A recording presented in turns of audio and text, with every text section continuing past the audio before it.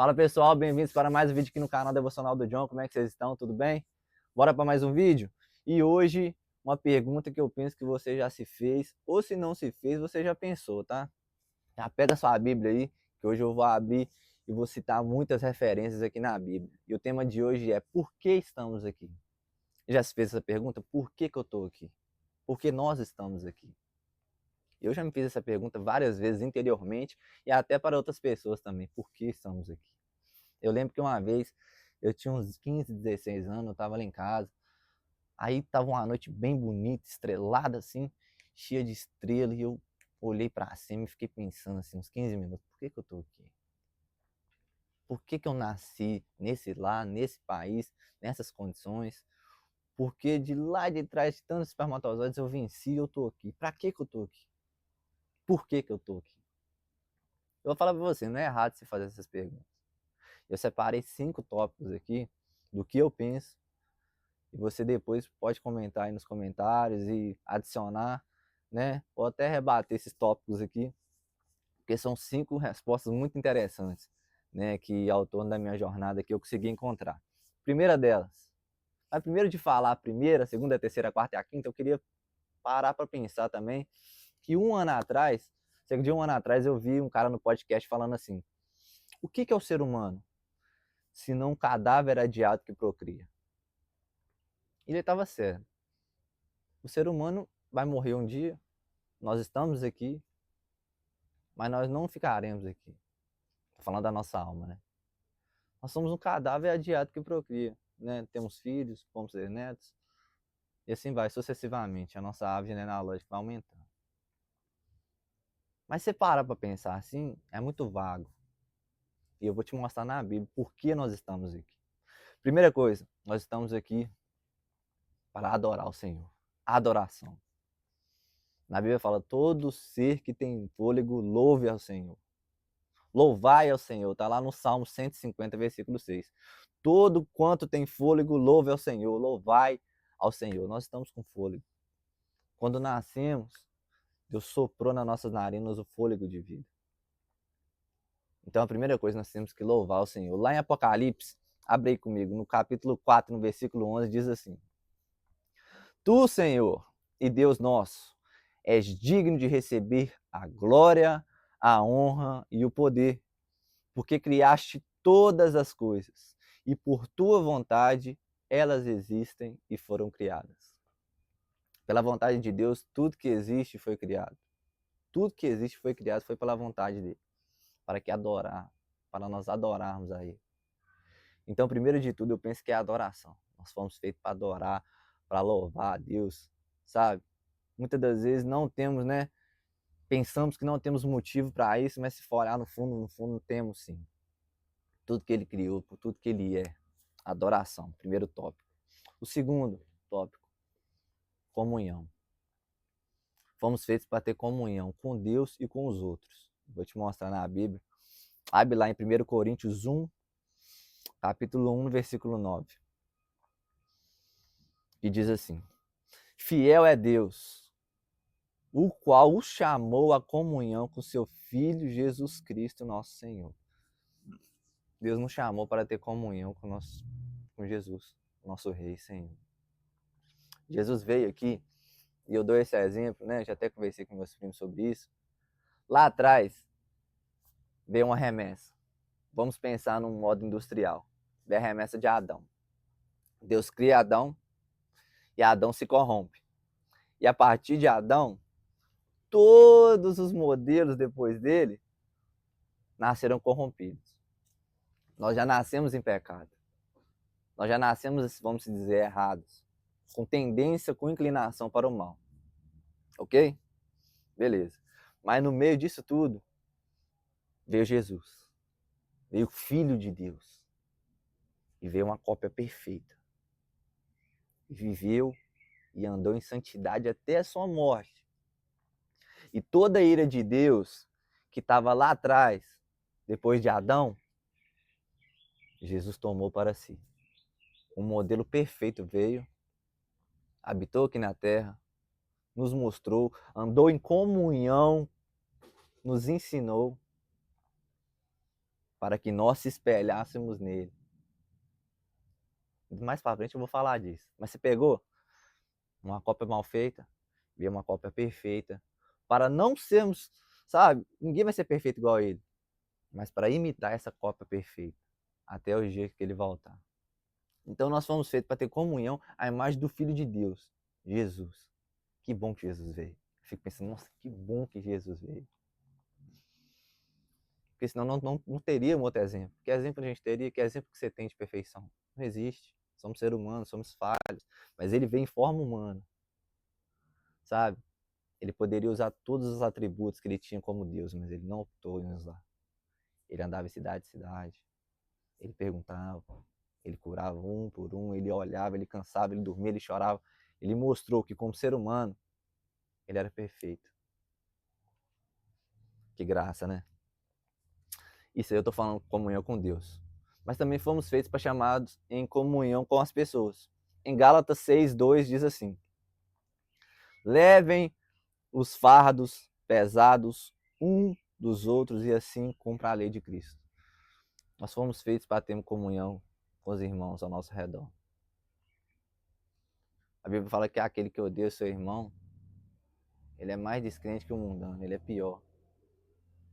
Ele cometeu assassinato. Nós fomos feitos para estarmos em comunhão, para estarmos reunidos, para estarmos em igreja. Por isso que eu acho tão importante a igreja.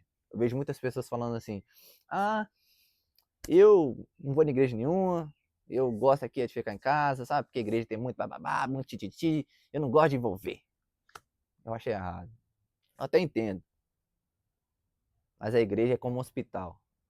É todos doentes ali, cada um com a sua doença particular, seguindo um médico dos médicos. Ninguém ali vai ser perfeito, mas precisamos estar em comunhão, porque é ali que nós reabastecemos, que nós ouvimos louvores, que nós ouvimos a palavra, sabe? Tanta correria no dia a dia, é ali que nós paramos ali algumas horas para termos comunhão com Deus e com os irmãos. Então vamos lá, adoração, comunhão.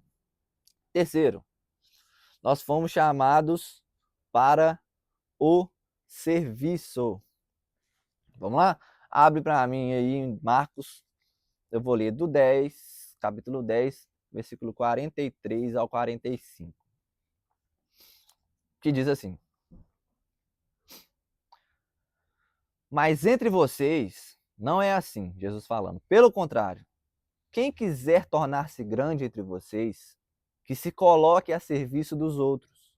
E quem quiser ser o primeiro de vocês, que seja servo de todos.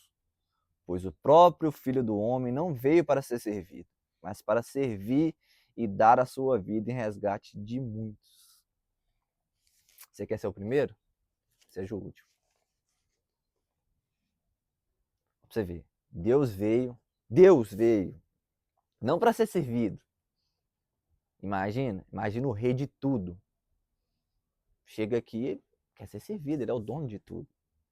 Mas o dono de tudo se rebaixou. Lavou os pés dos discípulos. Lavou os pés dos discípulos para mostrar para eles assim, ó. Quem quer ser o maior, seja o menor primeiro. E muitas das vezes isso me pega. Não é fácil. Não é fácil.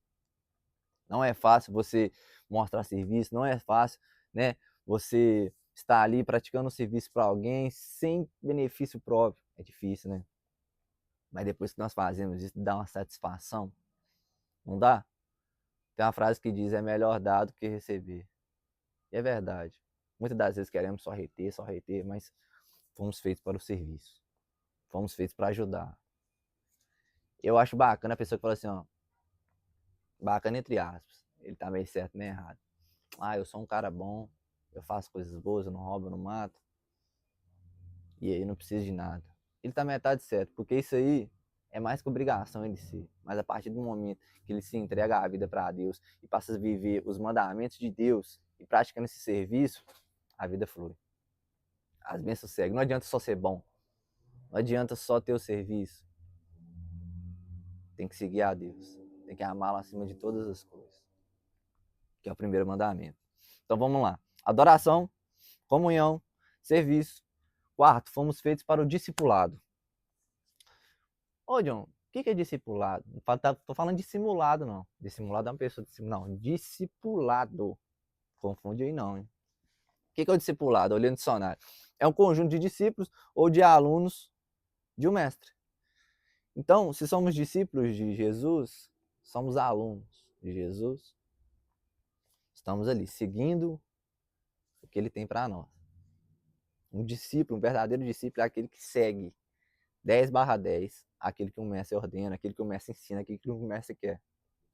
E fomos feitos para o discipulado. Fomos feitos.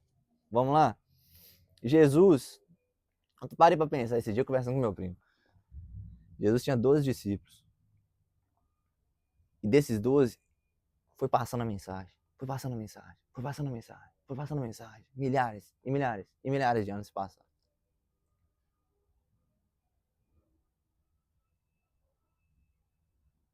Chegou em nós. E essa palavra não vai parar. Essa palavra não vai parar. Essa palavra não pode parar só em nós. Vai ser o tema do meu 5º tópico. Nós fomos feitos para o discipulado. Nós fomos feitos para aprender, para reter, para estudar a Bíblia, para andar como ele andou, para sermos exemplos. Discipulado. E a 5ª e última. Nós fomos feitos para missões. Para mim, esse aqui é o é o auge. Por isso que eu deixei por último. Nós fomos feitos para missões. Mateus 28, abre aí. Eu quero faço questão que você abra. Mateus 28, eu vou ler do 18 ao 20. Beleza? A grande comissão.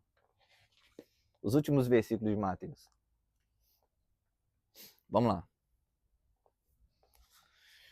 E Jesus diz assim: Jesus, aproximando-se, falou-lhes, dizendo: toda autoridade me foi dada no céu e na terra. Portanto, vão e façam discípulos de todas as nações, batizando-os no nome do Pai, do Filho e do Espírito Santo, ensinando-os a guardar todas as coisas que tenho ordenado a vocês. E eis que estou com vocês todos os dias até nos fins dos tempos. Vamos de novo?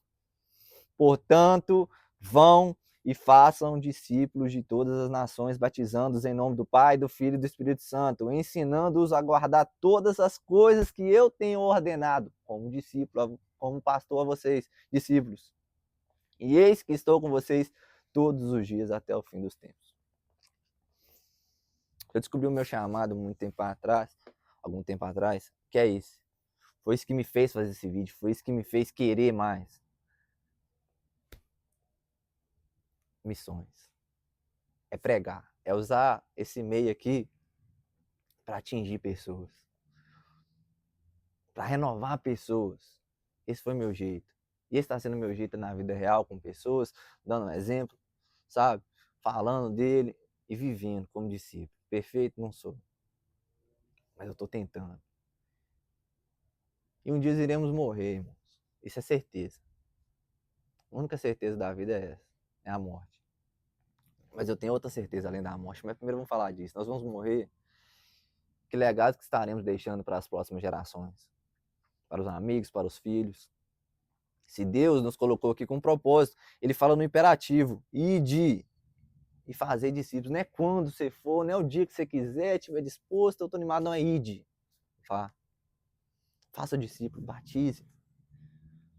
A Bíblia fala que um pecador que se arrepende, a festa nos céus. Vamos ser um colecionador de almas para Deus. Não para atingir o nosso ego. Não para atingir o nosso ego. É uma linha tênue aí. É porque fomos feitos para isso. Fomos feitos para adorar. Fomos feitos para ter comunhão. Fomos feitos para o discipulado. Fomos feitos para o serviço. Mais do que isso, fomos feitos para pregar o evangelho. Para espalhar isso aí. Bora espalhar isso aí. Por isso que eu faço esse vídeo. Às vezes eu fico inquieto, dá vontade até pregando em inglês. Meu Deus, não sei. Vamos passar essa mensagem, porque Jesus é bom demais. Nós estamos vivos, nós estamos com saúde. E mais do que isso, nós temos a salvação. Essa é a certeza que nós temos. Que vamos morrer e que vamos ser salvos. Mas aqui, seria muito egoísta da minha parte querer ir sozinho. Eu quero que você vá comigo. Se aprofunda. Você vai ver que é a melhor escolha. E por que estamos aqui? E por que você foi criado? Tem a ver com essas 5 coisas que eu falei aqui. Muito obrigado.